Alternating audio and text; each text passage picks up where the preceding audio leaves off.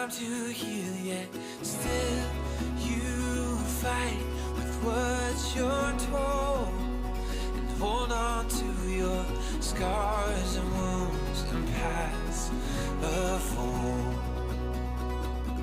And I said, ooh, what would you do if you could lose all your burdens? Yeah.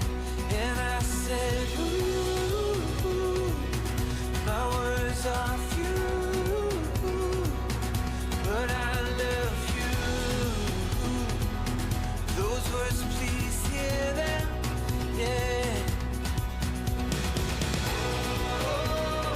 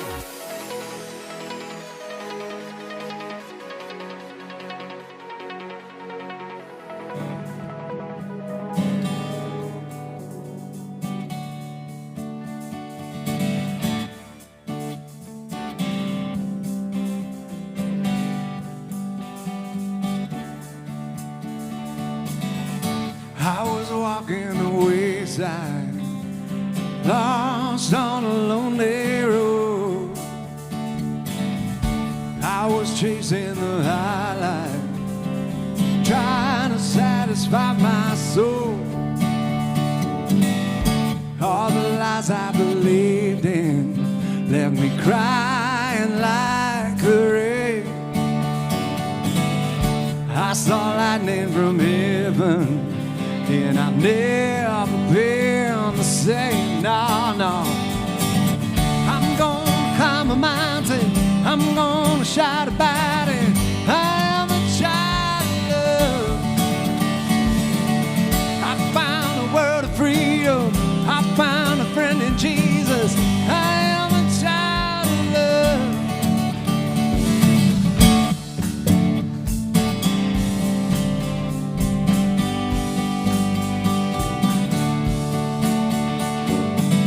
I felt the sting of the fire, but I saw it in the flames.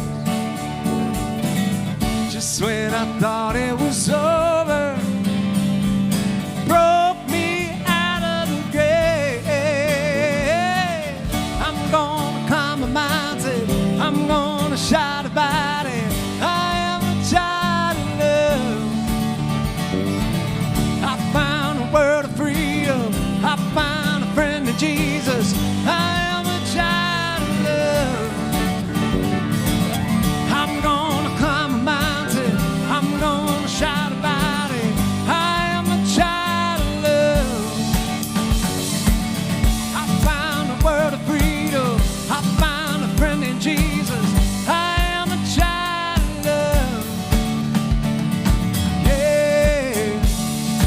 Oh, I am a child of love. Yeah. Oh, I am a child of love.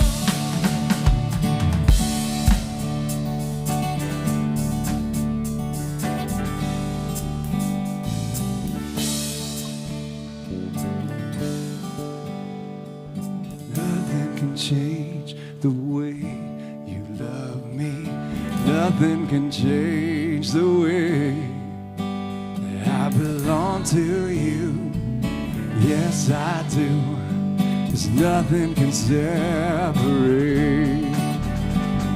'Cause nothing can change the way you love me. Nothing can change the way. 'Cause I belong to you, yes I do. Nothing can separate. 'Cause nothing can change the way you love me. Nothing can change the way. 'Cause I belong to you, yes I do. Nothing can separate. I'm gonna climb a mountain. I'm a child of love. I found a world of freedom. I'm a child of love. I'm gonna climb a mountain, I'm gonna shout about it. I am a child of love. I found a world of freedom, I found a friend in Jesus. I am a child of love. Yeah. Oh, I am a child of love. Yeah. Oh,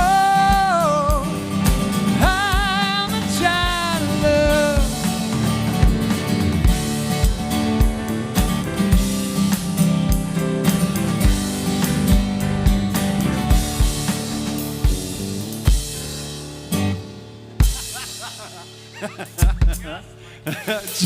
That was exactly like we planned it. That was nothing like we planned it. Morning, everybody. Welcome. We're glad you could come and join us. Once again, reeking of professionalism up here. So good. We're going to try a new song, ironically called Plans. Which maybe that's like a curse that we're going to do a song called Plans at Box because it's never going to work. But it'll be fun to give it a try. So we're going to give this a little whirl and see if it works out or not. Oh, I just forgot the song. Just give me a second. Oh, I got it back. It's good.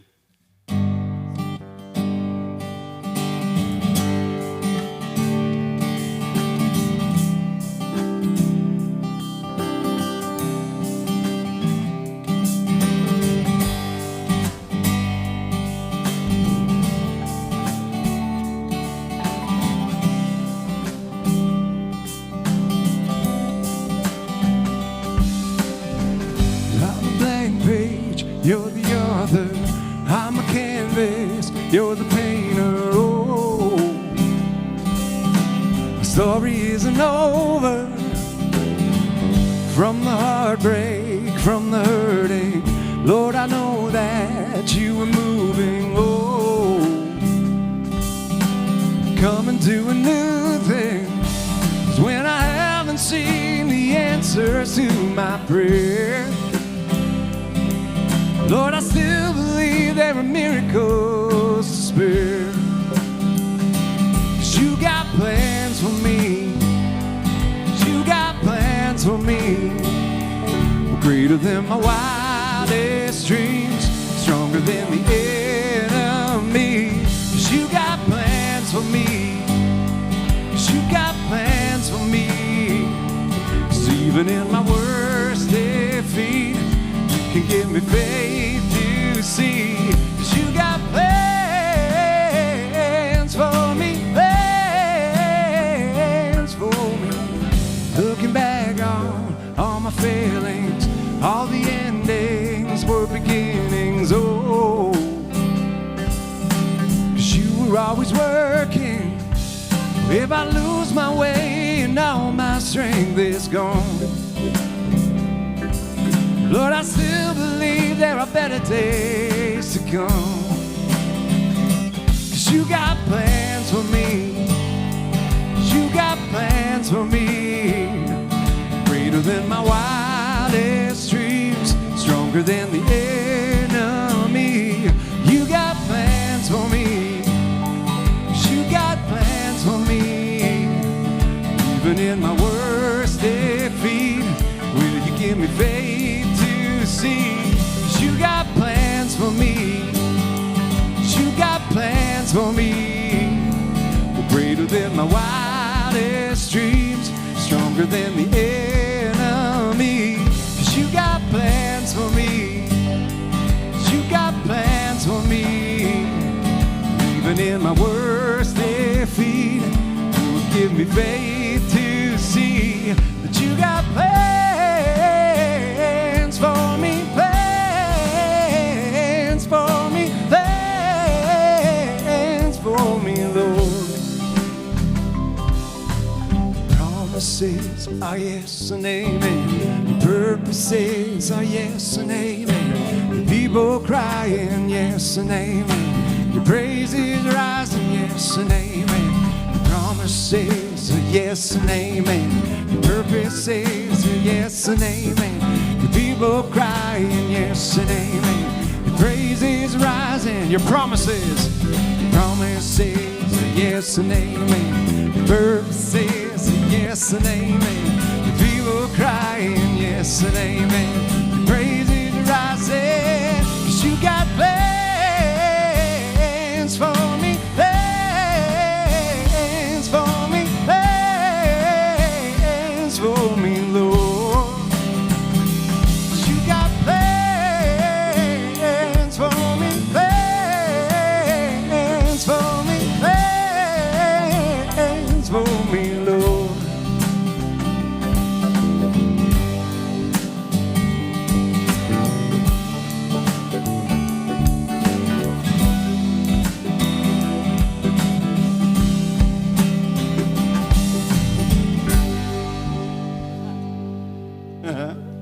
It's good. It kind of went according to plan, which is good that it went according to plan. Oh, today's joke is actually from me. I found it and I liked it. So can you go to the next slide, please?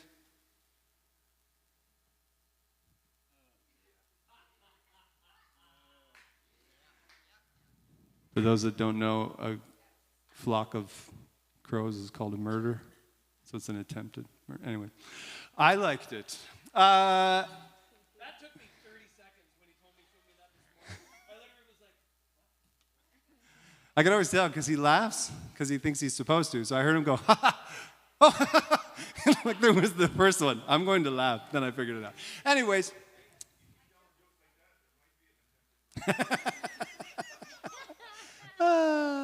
That was very violent. Announcements.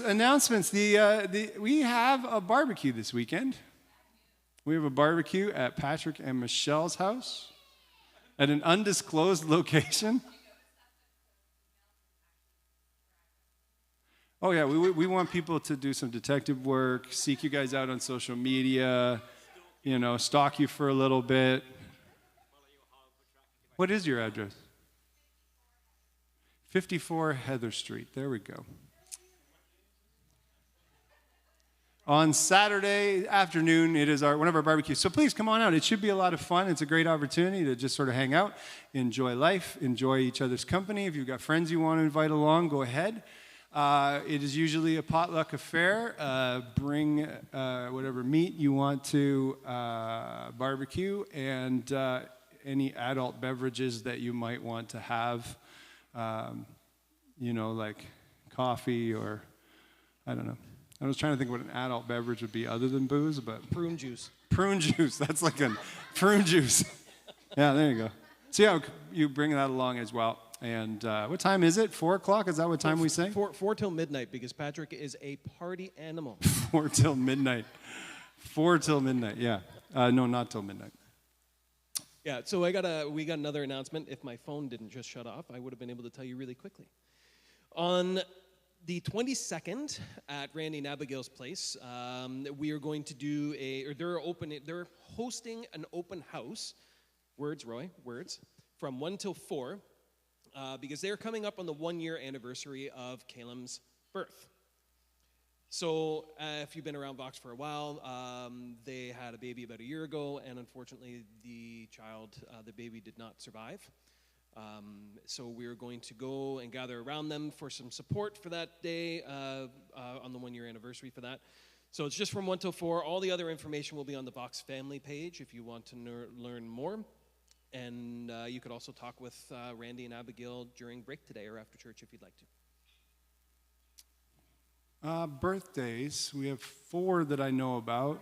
5. It's Tim's birthday this past week. It was Patrick's birthday. Kathy's birthday. Taya's birthday. Okay, man. Tim, Patrick, Kathy, Taya, Darcy.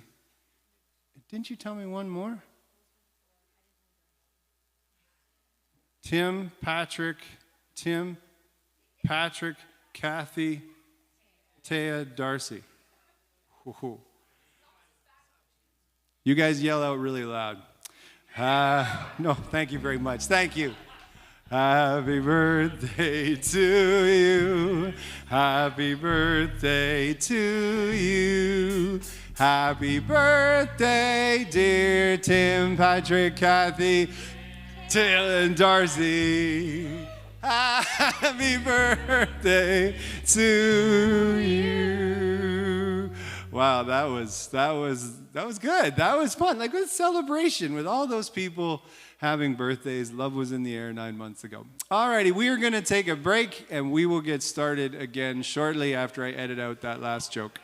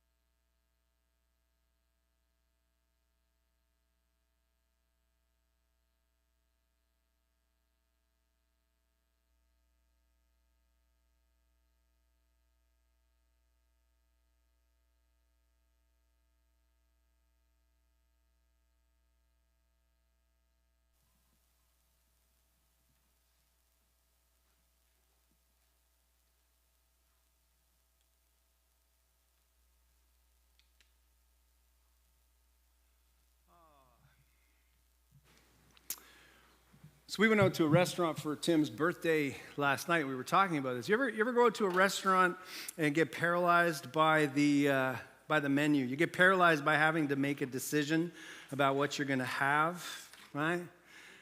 Some people have that, you get worried. You hate seeing the server walking towards your table because they're going to ask that question that you really don't like. Have you made a decision yet, right? And you're like, no, I haven't made a decision.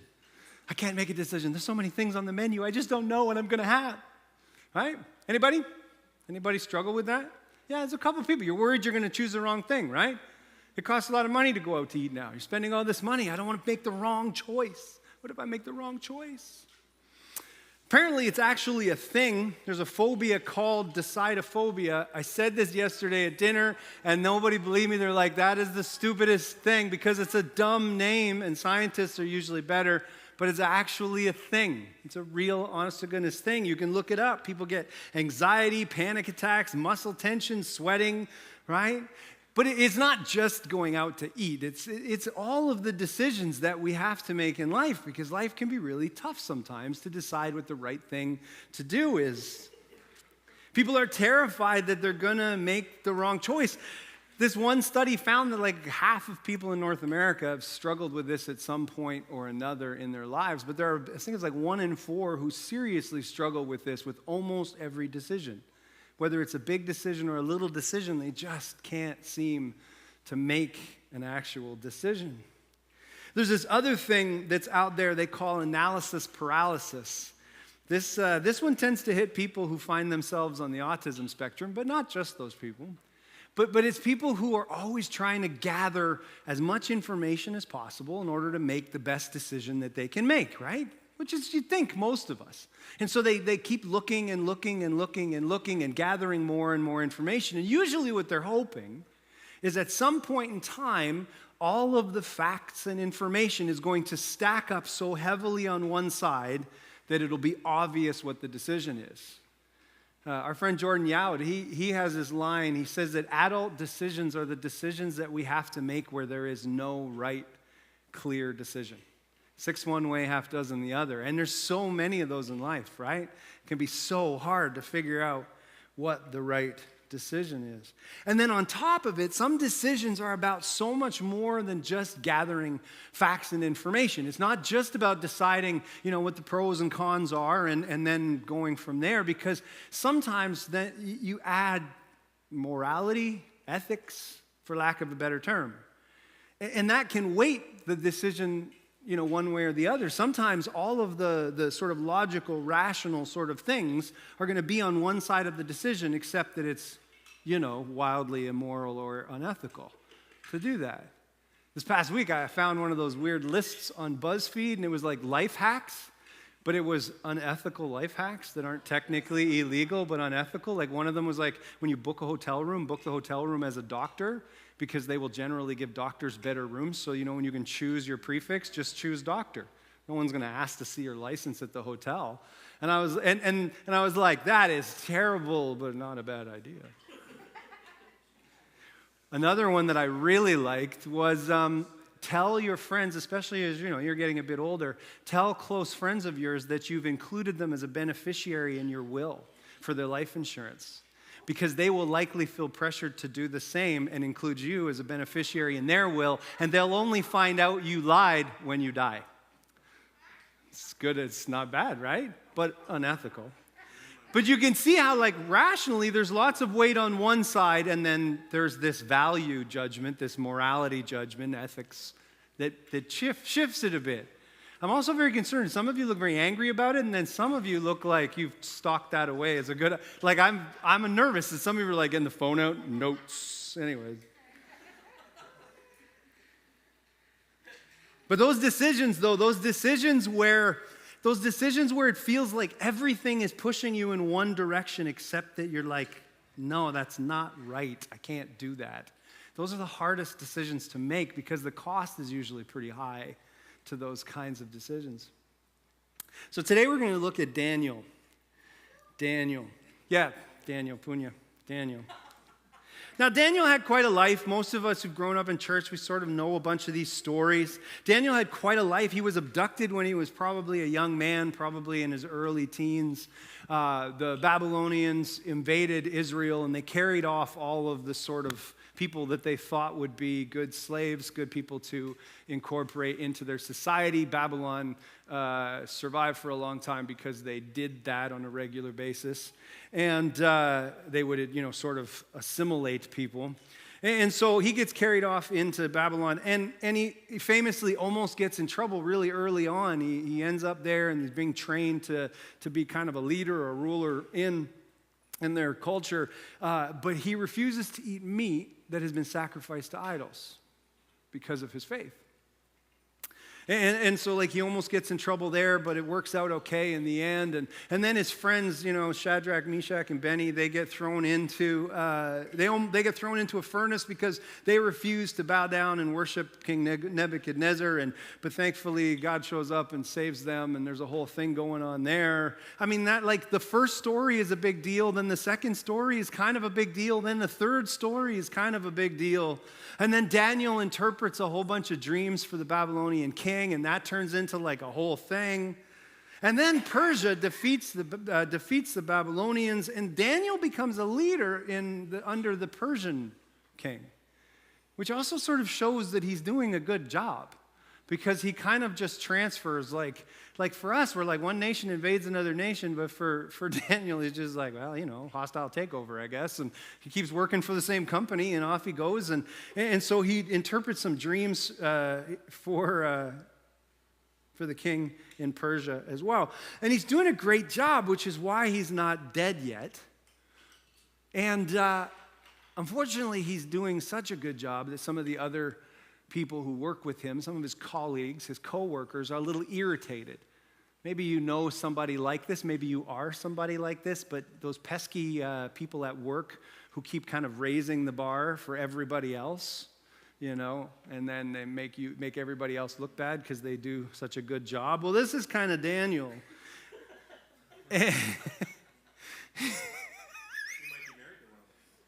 I might be, I know. And then sorry, I got distracted by what was going on in front of me. What was happening? Daniel? Oh, yeah, right, the Bible. Anyways, so yeah, they get really upset, and so they figure they got to get rid of Daniel. There's got to be some way to get rid of Daniel. And nowadays, maybe you take some grievance to the union or something like that, or you complain to your boss. But these guys decide they're going to hatch a plan to get Daniel killed. Don't do that at your work. But so they realize that there's no way to get Daniel as far as not doing a good job is concerned or anything like that. King loves Daniel, and Daniel does a good job. So they realize that the only real weak area he might have is his faith. Because he very clearly continues to only worship the God of the Israelites. And they know Daniel prays every day, and so they go to the king, and they get the king to outlaw praying to any other god but himself. Now, this is a weird passage of scripture because the Persians were polytheistic. The Persians had a ton of gods, and they kind of had this whole divine emperor thing going on. So they had a whole bunch of other gods, and they would assimilate gods as they would take over other nations, and you kind of prayed to the emperor, but not really. And so they generally were okay with it. So the fact that they convinced this guy that for 30 days, you may only pray to him is a really big deal that they managed to do this. So they convince the king to pass this law, but then also they convince him to make it punishable by death if you break the law. If you pray to any other god other than Darius himself, then you will be put to death, which is also kind of crazy. My guess is they appeal to his vanity and all this kind of stuff, and he probably goes along with it because, it's only 30 days and everyone can go back to worshiping whatever, gods they worshiped, and it won't be a big deal. And they sit back and they wait. And there's a funny passage because there's this passage, Daniel decides to pray just like always. There's a passage where it says, Daniel heard that it's not a big deal in this passage. It's like Daniel heard that this law had passed, and so he went home to pray. It's not but Daniel said, I will never give in. He just was oh, well, whatever. And he goes home, and he prays. And we get the understanding that these guys, they're stalking Daniel. They know what's going to happen because he prays 3 times a day, which is even also strange because there is no commandment in Scripture to pray 3 times a day. And so Daniel isn't refusing to stop praying because it's a commandment, which is interesting. We'll talk about that later. So it's not like if he agrees with them, he has broken some commandment necessarily.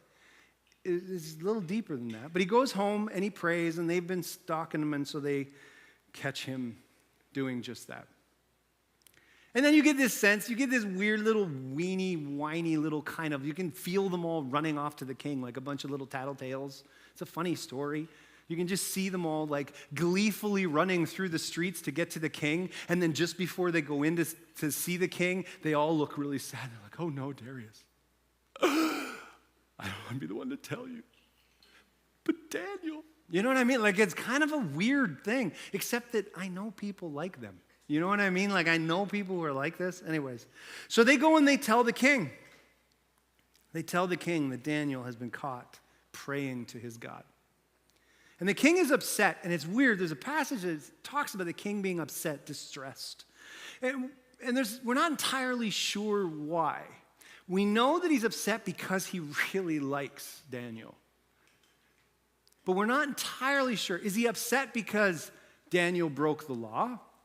Is he upset because he really likes Daniel and he's sad that Daniel's going to die? Is he upset because he's mad at Daniel? Like, is he mad at him? Like, seriously? You couldn't find like a closet? You couldn't hide under the bed? You couldn't wait until dark? There's a million ways you could have got around this, you stupid idiot. And now I'm going to have to kill you, right? It's kind of an interesting sort of thing. But the king is distressed. We know the king is distressed. And there's this thing they talk about in this passage that's a bit strange. They call it the law of the Medes and Persians. And they say that the king cannot go back on his word. Once he has said something and made it law, even the king himself cannot go back on it. What's strange is this shows up in no other historical record that the king can't go back on his word, except that the reality is, well, the king can't go back on his word. Do you know what I mean? Like, those of us that are parents, we learn very early on that once you say a thing, you got to follow through on that. Because if you go back on that, well, you're done. They're never going to, the next time you threaten, the next time you say, listen, if you come home late, I'm going to ground you. And they're like, yeah, you're not going to actually do it. You know you kind of got to go through it. And so there's a sense where even if it's not law that the king can't go back and do it, realistically, he's put himself out there. And he's put himself out there in a really kind of stupid, arrogant way. Because he's not just made some random law. He said, you must pray to me because I am a God. And it wouldn't look very good if the God is suddenly like, oopsies, just kidding, made a little mistake there, whoopsie. Like, that's not going to work very well. And so he spends the day trying to come up with some way, some loophole to get Daniel out of this predicament, but he can't. And so he gives the order, and Daniel is thrown into the lion's den. And the king has a sleepless night. There's an interesting verse, Daniel 6:18. The king then went home to his palace and fasted through the night. No pleasures were brought to him, and he could not sleep. The word that's translated as pleasures there can also be translated as concubines. The Persian kings famously had 300 concubines who were dedicated to helping them sleep. They would sing lullabies and other things and help the king sleep. And so there's this little verse. And I wasn't sure if I was going to say something about it because it sounds a little weird, a little titillating. But the reason I said something is because I want you to think about if you are a Persian citizen. So you're not Daniel, you're not an Israelite who's been held captive in Persia. You're a Persian citizen. You're one of the people in the palace. Maybe you're one of the concubines. Maybe you're one of the other servants. And all of a sudden, the king is so distressed about what's happening to this essentially slave that for the first time, he's like, no, I don't want anything. I'm going to fast. Don't bring me food. I don't want anyone in here. until I know what's happened to Daniel. That story is going everywhere. Can you believe? Has he ever done this before? No, I don't remember him ever doing this before. Like none of them. All of them were told to take off. Like no food. Did he sleep at all? No, it doesn't look like he slept at all. You can hear the story going through, and I think it's why the verse shows up here. He doesn't eat or drink. He doesn't do any of that during the night. He can't bring himself. Have you ever been that nervous, that worried about something where you're just sick to your stomach? You can't even think to put food in your mouth. And so first thing in the morning, the king runs to the pit and has it open. This is important too. First thing in the morning, the king of Persia. Persia, how many people watched 300? Movie 300? Persia, right? The king of Persia. This is the biggest empire of the world at this time. The king of Persia doesn't run and do anything. The king of Persia just speaks and stuff happens for him. The king of Persia says words and it is law. The king of Persia wants something and food is brought. The king of Persia needs some help sleeping. There's not one person, 300 people. Do you know what I mean? And in this story, the king of Persia runs to the lion's den himself, has the stone rolled away from the lion's den, and he calls out to Daniel himself. This doesn't happen. This is not how these things go. Daniel 6:20, as he approached it, he called out to Daniel, worried, Daniel, servant of the living God, was your God, the one you serve so consistently, able to rescue you from the lions? Do you feel there's hope there, isn't there? There's hope in his voice. Daniel, he's like, you get the sense that he is expecting an answer. He is expecting that this God that Daniel serves so consistently has saved him. And not just that, but he calls God, did you catch this? The living God. This only shows up a few times in the Old Testament, and every time it is a huge deal. Think about the culture that's going on here. It is a polytheistic culture. They had their own gods, but every time they take over another nation, they absorb those gods into their own pantheon of gods. And not just that, but Darius himself in their culture, he himself is divine. He's God. And he goes and he looks into the hole and he says, the living God. Because Darius knows he's not a God. Darius knows he's not a God. If he was a God, he could have done something to save Daniel. He can't even save Daniel. He knows he's not a God, and so he calls out, did your God, the living God, the living God. Darius has seen something over the years in this Daniel, and he has likely heard all of the stories, and he knows that something is different. It's not like their gods. It's not like all the statues and the rituals and all of that. Something is different with Daniel. And it wasn't because Daniel has preached at the king that messed him up so much. It wasn't what Daniel said that messed up the king. It's what Daniel did that messed up the king. It's how Daniel lived that messed up the king.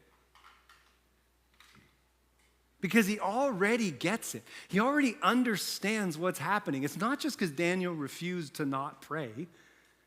That was the last of a long string of things. That's why he says, the God that you have served so consistently, was he able to rescue you? Man, something. And Daniel is not dead. So for those of you who did not know, tension, you can breathe. Daniel is not dead. This is the climax of the story. It is kind of a big deal. I don't know how to put this, but I'm kind of a big deal. Sometimes stuff comes into my head when I'm in the pub. I'm not sure how many Guinness it was before that idea, but I just couldn't resist. But no, this is a big deal. So it's a big deal, but I'm actually not going to spend much time talking about it. It is a big deal. Daniel is put down into a lion's den with actual starving, hungry lions, and they don't eat him. He is not dead when he comes out again. It is a big, big deal, but that's not what we're going to talk about this morning.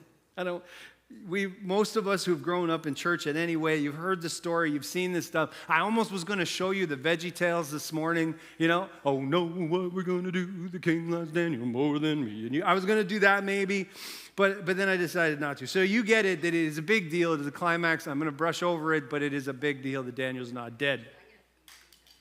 But this happens. So Daniel is immediately pulled out of the pit, and then he responds to the king, and he says this.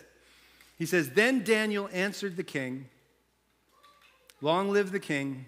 My God sent his messenger who shut the lions' mouths. They haven't touched me because I was judged innocent before my God. I haven't done anything wrong to you either, your majesty.'" Daniel understands this is all God's doing. And there's a sense from Daniel that he didn't go down he wasn't expecting this as an outcome.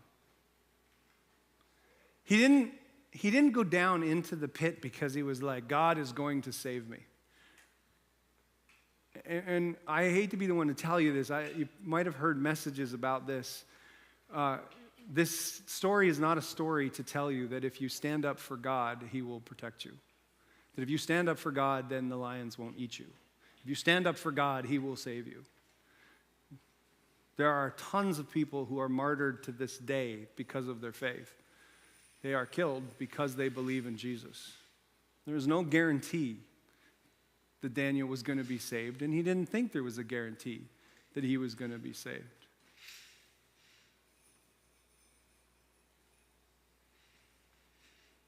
Daniel knows that this is all God's doing. He knows where he stands with God. It's an interesting phrase, isn't it? They haven't touched me because I was judged innocent before my God. And I haven't done anything to you either, Darius.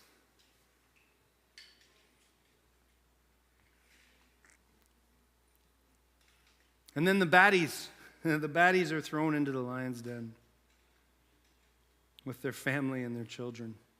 I want to show a little video. It's a bit longer, but it's funny, so I'm going to show it because it's funny. But also, I think it actually has a little bit more to say there too. So this video we're going to watch in a second. It's a press conference with the guards who were responsible for the lion's den, having sort of a press conference to explain what's happened. So can you show that video there, Dave? Yes. At what point did you know you had a problem? Yeah, it seemed like we got off to a good start. The prisoner was unusually compliant. But then we knew we had a problem when we shut the door and there's none of the usual sounds. No shrieking for mercy, no crunching bones, no frantic clawing at the door. At any point, did you and your staff try to make any kind of adjustments? Yeah, we made adjustments because this isn't our first day working in a lion pit. We did both the things that any sane person would do in a situation like this. We found long poking sticks and agitated the lions through holes in the wall. We made high-pitched hissing sounds with our mouths. I don't know why it didn't work, but today, it didn't move the needle. Kyler, you're worried about your job, or worse yet, in a twist of literary irony, being eaten alive by your own pride? I don't like the question, but you knew that when you asked. That said, I understand it. This is a results-oriented business, and if it's your job to feed people the lions, and then you take a person and you put them in with some lions, and then the lions don't eat that person, there's going to be talk. I try not to focus on that stuff. I tell my staff not to focus on that stuff. All I can do is pay attention to the things I can control, and right now what I can control is preparing to put together a top-notch execution next Sunday. Do you feel in any way undermined by King Darius the Mede, whose body language through this whole affair makes it very clear he never wanted the prisoner to be eaten? As you know, we live in an imperial dictatorship where any kind of dissent is punishable by death. So I have no problem whatsoever with how Darius the Mede has conducted himself in this or any matter. He's been exemplary, as always. May he live forever. Yes? Darius the Mede just tweeted the following. It says, "So happy for my good friend Daniel and his family. Never wanted him to get eaten, but was obligated to try by legal technicalities. A huge day for peace and mercy in Babylon. Hashtag enough bloodshed. Hashtag give peace a chance. Your thoughts?" That's actually really good to hear. It's been a crazy week, but if the king's happy, we're happy, right? Darius the Mede has just posted a follow-up tweet. It reads, in light of Daniel's miraculous survival in the public trust and safety lion death pit, it's clear to me now that his accusers are bad people, and tomorrow at dawn, they and their wives and children will be fed to the lions. Hashtag not necessarily the views of Daniel's God. Hashtag snitches get stitches. Again, your thoughts. Well, there goes my weekend. No, but seriously, I think this just goes to show that the king has placed a lot of confidence in the Public Trust and Safety Lion Death Pit program, and we aim to show him that that confidence continues to be well placed.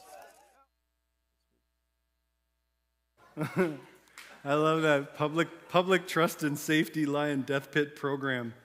Doesn't that sound like what Barrie City Council would come up with as a name for something? Public. Yeah, one of the things it's important to note. This is one of these. Somebody one time sort of threw this passage at me, saying, "Look what God does in the Old Testament. God killed these people and their wives and their children." And I was like, God did not kill these people and their wives and their children. Darius the Mede, who was a Persian king and had killed thousands, if not millions of people, killed them. And so it's not necessarily, hashtag, not necessarily the thoughts and ideas of Daniel's God. So what do we take from all this? One of the things I do actually like, by the way, about that video, aside from it being very funny, is this guy has a whole series of these. And you know how I'm always talking about how these are stories with real people in real time in a real place. And they react like this would be the conversation. Like, sure, there's no Twitter. But I mean, like, this is the kind of thing. Like, this is what would happen. Because it's not like, oh my goodness, there was a miracle. Oh, pesky miracles. No, it's a whole bunch of people going, holy shit, what just happened? Do you know what I mean? Like, we can't understand what's going on here. And so I like his videos because I think it brings you into the story and it actually places you there. So what do we take from all of this? What do we take from all of this? It's always the question, isn't it? What do we take from all of this? Messages like this are hard for me to preach sometimes because they're passages that, like, anybody who's grown up in church, and in fact, even if you didn't grow up in church, Daniel in the Lion's Den is so popular that people have heard that story. And many of us have heard tons of messages. I have preached tons of messages on this passage. It's hard to see it with fresh eyes. But I got thinking about the choice that we all have to make sometime. I got thinking about this idea of like what line are you not willing to cross? Like, at what point are you, Daniel? At what point are you going, no, I can't do that? Like, what you're asking me to do, I can't do. That's wrong.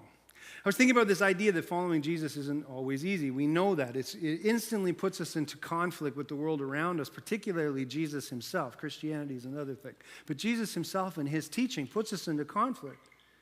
John 3:19, right after the famous section, with 16 and 17, you got this. This is the basis for judgment. The light came into the world, and people loved darkness more than the light, for their actions were evil. All who do wicked things hate the light and don't come to the light for fear that their actions will be exposed to the light. There's a point at which when we live out our lives the way that Jesus taught us and showed us and died and rose again to make possible, we are light in the world. And when we do that, it's going to at times put us into conflict. At times it shows light into places that people don't want that light. Now, most of us are not going to have to choose between following Jesus or be thrown to lions. I'm fairly confident that I can say that, but, you never know. Things change. But I'm pretty confident that most of us, that's not going to be the choice we're making, right? Follow Jesus, get thrown into a pit with a bunch of hungry lions. But we're all going to have to make these kinds of choices from time to time. And so the question that I was thinking about, do I know where my line is? Do you know where your line is? Have you thought about what would make you choose Jesus over the world?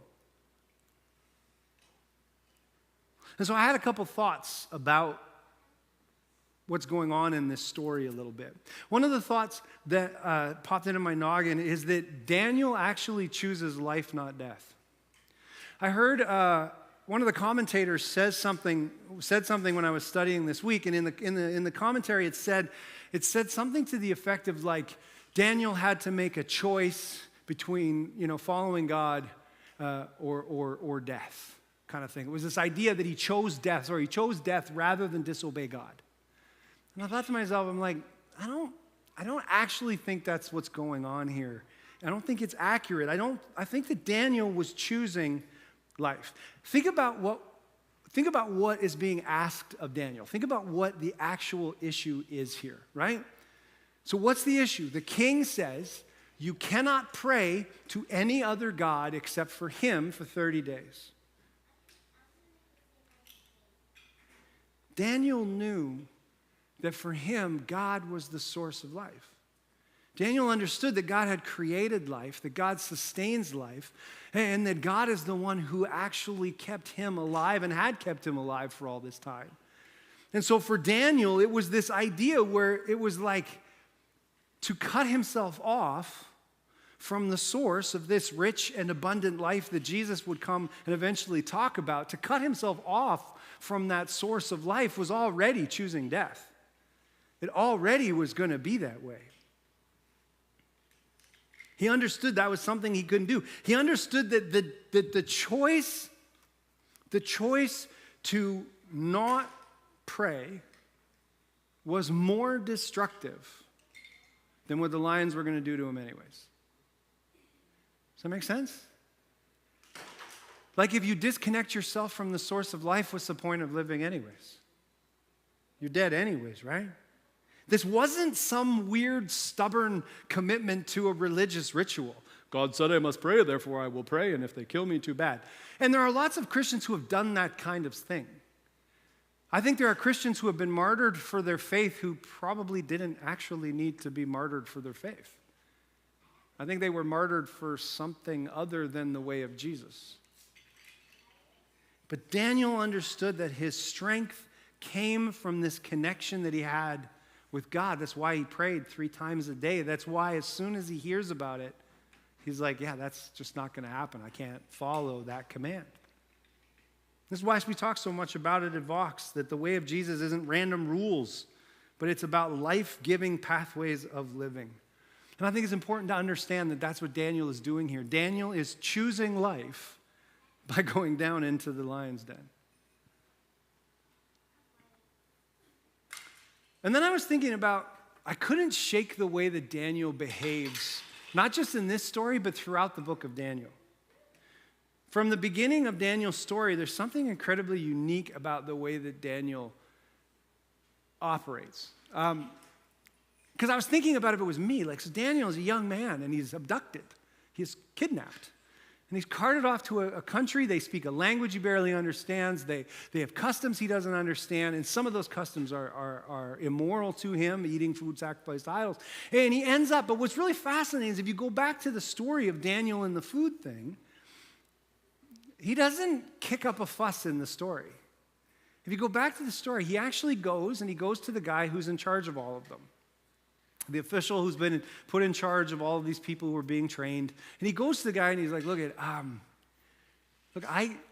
I can't eat meat that's been sacrificed to idols. And I understand that that's how you worship. I understand that you sacrifice to your gods and then we don't want to waste the meat. So you give it to some of the higher ranking slaves, essentially. And I understand that and I appreciate that, but I can't do that. Is there any way we could not eat that meat? And the official says, no, there's nothing.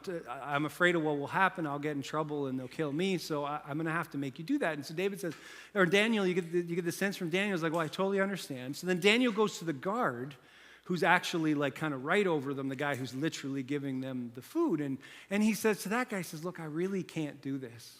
And I don't want to get anybody in trouble, but I really can't do this. And so they come up with their little plan where they'll just eat vegetables and then they'll see who's healthier and it all kind of works out. Daniel comes up with a compromise, comes up with a plan. He engages with them. He talks to them. He doesn't see his captors as the enemy, which I find fascinating. And then look at Daniel's response here in this story. Immediately after getting out of the pit, Daniel 6:21, Then Daniel answered the king, "Long live the king." And before he gives glory to God, he says, "Long live the king." He shows the king respect, but he gives glory to God. But he says to the king, "Long live the king." And even the way that he says, I was proven innocent before God, and I haven't done anything to you either, king. Now think about you. How would you respond? Are you angry? Are you yelling? Are you screaming? Are you kicking up a fuss? Are you like, "How dare you throw me down there? I told you I didn't do anything wrong"? Are you grandstanding? Or are you making this big speech? How are you responding? Daniel chose a way forward together. It wasn't enough just to follow the life-giving God himself. He wanted to find a path that the king could join him on that journey. That's incredible to me. He wanted to bring people with him. Refusing to cross a line because of our faith does not give us permission to forget everything else that Jesus has taught us. So often Christians want to stand up for truth. Stand up for truth. I'm not going to give in. I'm not going to cave. I will never, ever do what the world is telling me to do. And they make a big show of it. But they forget everything else that Jesus taught about how to behave, how to be, how to love. They forget about love, and they forget about grace, and they forget about mercy, and they forget about compassion, and they forget about love, joy, peace, patience, kindness, goodness, gentleness, faithfulness, and self-control. They forget about all of the fruit of the Spirit. And in standing up for truth, they end up choosing a path that is essentially lies and leads to destruction. Standing our ground needs to be done in a way that allows the fruit of the Spirit to shine through. And standing our ground needs to be done in a way that invites others to join us on this life-giving pathway of following Jesus as well. And I think we have forgotten that as Christians sometimes. There's a passage in the book of Acts. Paul is in the city of Athens. And he's there because he's waiting for Silas and for Timothy. And what's really interesting that I'd never noticed before is he's waiting for Silas and Timothy in Athens because he was being a bit of a dink and he had pissed everybody off. And so they had told him, "Look, you got to go because you're causing all sorts of problems. So you head off to Athens. These guys are going to still do a little bit of telling people about Jesus, and they're going to try to smooth things over, and then they'll come meet you in Athens." And so Paul is wandering around Athens, looking around the city, and he's sharing the message and life of Jesus with the people in the city there, and people are getting a little stirred up. And so they take Paul, and they bring him into sort of the city council. It's like Areopaglottis, I can't remember how it's pronounced. But they bring him into the city council, and basically the city center, a big gathering of the city leaders, and they say, "Look, what are you telling people? We want to hear what you have to say because people are getting agitated, and we want to know what it is you're telling people."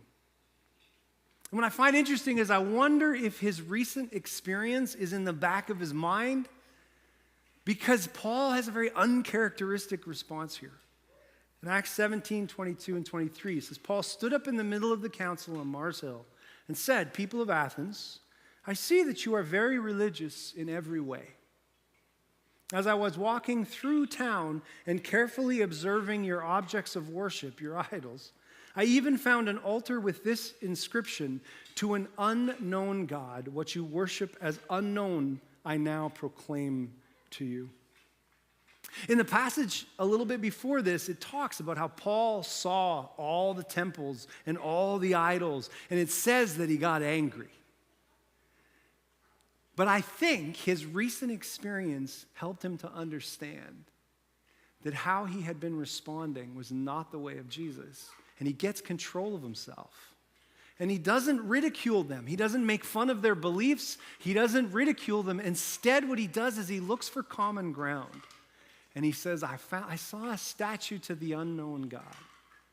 Let me tell you about him. And I find that absolutely fascinating. Paul is uncharacteristically gentle and gracious with the people of Athens. He looked for a way to invite them on the journey with him. Because Paul knows that God has plans for him. And Daniel knows that God has plans for him. There's this prayer that Daniel gives of thanksgiving after he has interpreted Nebuchadnezzar's dream. And because basically if he didn't do it, he's going to die. And so he gets this interpretation, this vision from God, and he's like so excited because, not dying. And so all of a sudden he sort of blurts out this big prayer. And there's a section in it, Daniel 2:21 says, God is the one who changes times and eras, who dethrones one king only to establish another, who grants wisdom to the wise and knowledge to those with insight. Paul and Daniel understand that God is bigger than so many of the things that we are struggling with and dealing with and walking with. He understands that God transcends so much of that. And Paul and Daniel understand that God's plans are never on the other side of that line that you shouldn't cross. That crossing that line and heading that's not where God's plans are going to be. Now, God will show up, and he will love you, and he will forgive you, and he will try to, figure it out. God causes all things to work together for the good of those who love and trust him. He'll try to make the best of what you've done, but God's plans aren't on the other side of that line. And Paul and Daniel understand that one. And Daniel's path is a really interesting one. He continues to serve the king of Persia, and he ends up serving the next king of Persia. He's had an insane life when you really think about it. My goodness, even today we don't kill them. But politicians, like the PMO's office staff, very seldomly stay through multiple prime ministers like that. They usually get fired and they bring in new guys. But somehow Daniel manages to make it through an actual country taking over another country and then multiple kings. That's the path that God had for him. And because he continued on the path God had laid out, he ends up having an experience that is truly incredible. Daniel is one of the few people in the Old Testament to possibly actually see Jesus before he is incarnated. Daniel ends up having this vision. It starts with this angel showing up. And of course, Daniel's scared. Everybody's scared. That's what always happens when an angel shows up. And this angel shows up, and the angel's talking to him. And then this happens in Daniel chapter 10:16.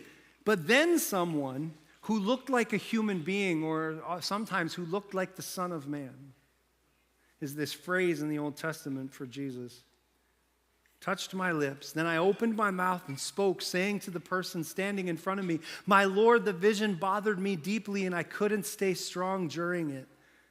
So how can I, my Lord's servant, speak with you, my Lord? Even now there's no strength in me and I can barely breathe. Daniel is exhausted, stressed out, and no surprising considering his life. Maybe you're there this morning, exhausted, stressed out, feeling like even now there is no strength in me and I can barely breathe. So I thought I would leave us all with some words of encouragement this morning. This is what the Son of Man says to Daniel in chapter 10. Ask the worship team to come up. The one who looked like a human being touched me again and gave me strength. And he said, don't be afraid. You are greatly treasured. One translation says, you are beloved. All will be well with you. Be strong. And as he spoke to me, I suddenly felt strong. And then I said, my Lord can go on because you have made me strong. Daniel refused to obey King Darius because he knew that when he was weak, when he was exhausted, when he had nothing left, his strength was going to come from the one who loved him. His strength was going to come from the one who was the source of all life. And he knew that The path that God had for him was not across that line. And so he knew he couldn't cross it. And I don't know what your line is going to be. I don't know what that is. But when it comes, I know that the way of Jesus isn't on the other side of it. Let's pray.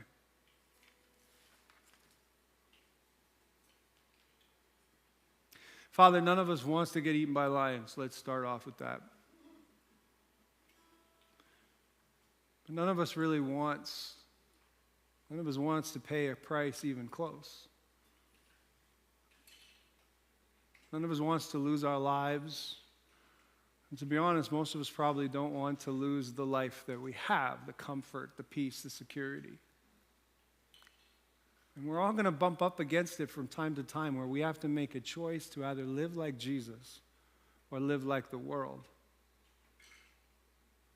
For us as a church recently, that choice came in a weird place. It was to live like Jesus or to live like other Christians. It felt weird. For some of us, that choice will come at work. For some of us, that choice comes in family. And it shows up all over the place. And so, God, I pray that you would give us strength when it comes. Not to be heroes so that we can stand up and be proud and arrogant about it, but that so we can keep choosing the way of life. But God, when these moments come, will you give us wisdom that we can find a way forward where we can invite others into the journey with us, where it doesn't have to be a confrontation, but an invitation. But God, if there's a cost, would you help us to bear that cost well?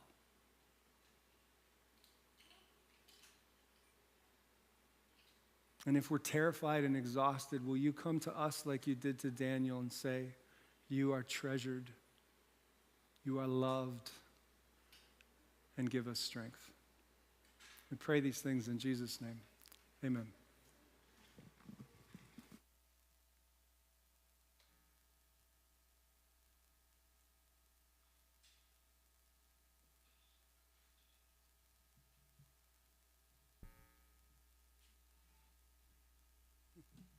We're going to end with a little need to breathe this morning.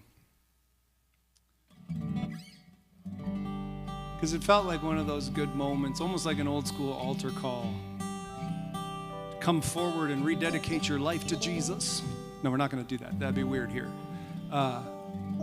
You can do that where you're sitting. You can do that this week sometime. You can think it through. But it was kind of in my head, and so this song sort of popped in there, and I thought that it would be a good one to sort of end this morning with.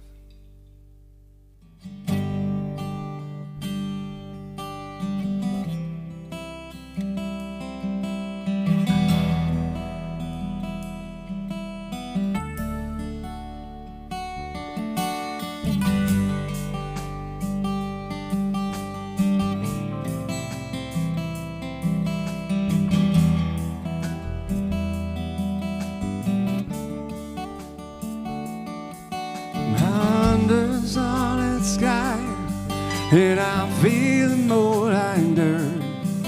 How do I forget so fast who you are and what that's worth?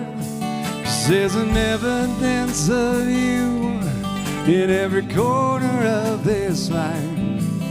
Why do I still try to prove that I don't deserve your time? 'Cause I am yours.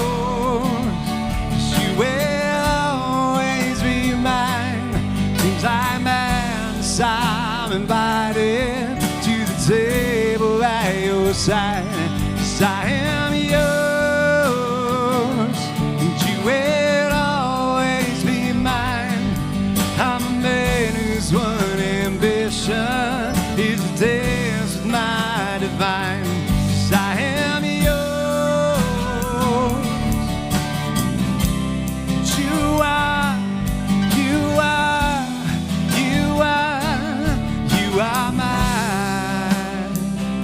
Sometimes I'm walking on the ledge, and I'm afraid to just look down. 'Cause like I think I'm in control. I'm giving gravity the doubt. But you love me where I am, enough for you to not look back. And it's the only kind of love that I have ever felt like that. 'Cause I am yours, and you will always be mine. Seems like madness, I'm invited to the table by your side. 'Cause I am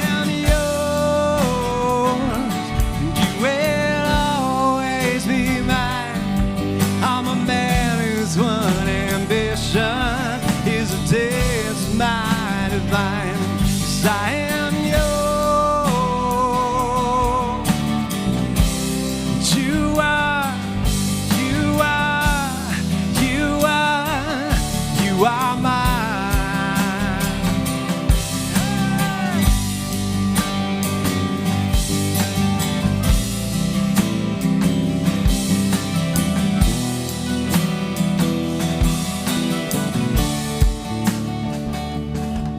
Say no, don't let the rain come, 'cause we've got our reservations.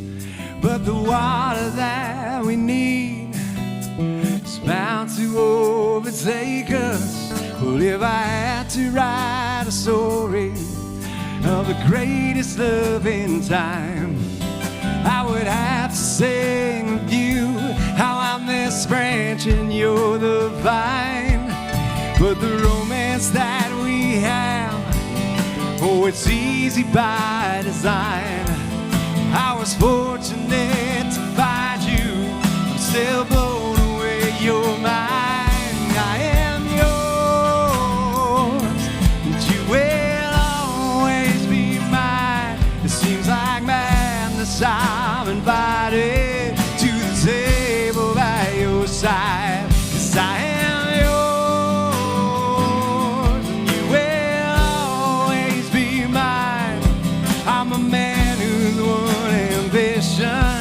is the dance of my divine. 'Cause I am yours. You are, you are, you are, you are mine.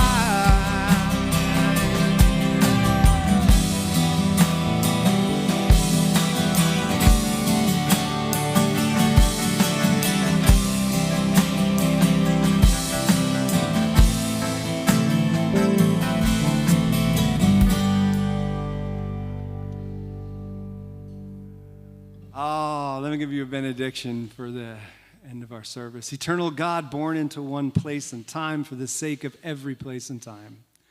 Wherever we live, you are already there, waiting to be discovered in the adventure of reality.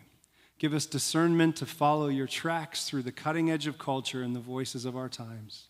Make us bold to step outside our old religious comforts to live and build your kingdom with the stuff that's all around us.